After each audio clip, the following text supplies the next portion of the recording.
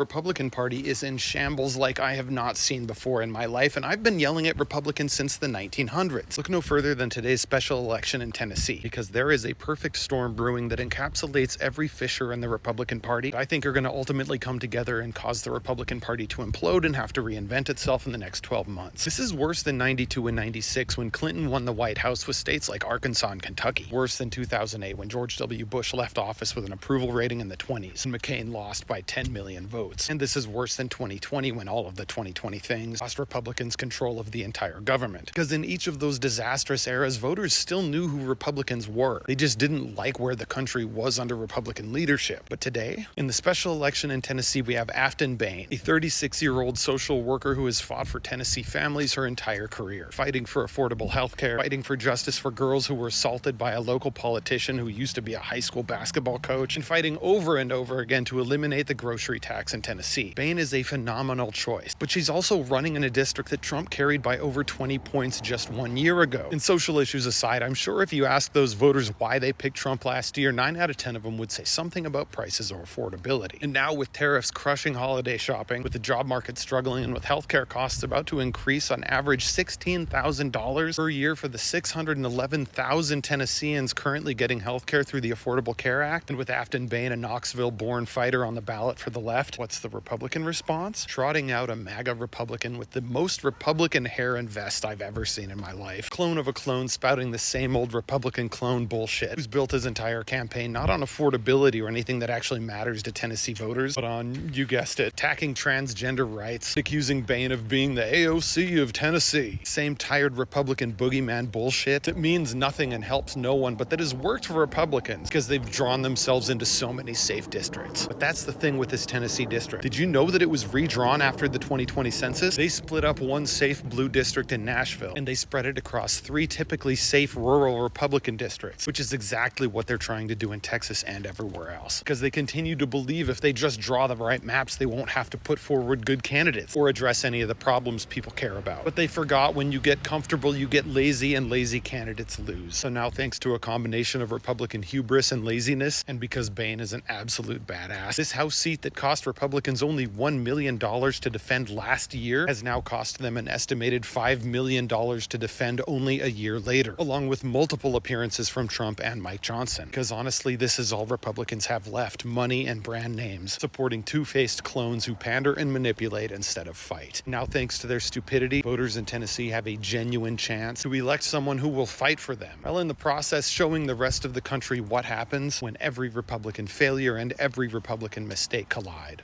all at once.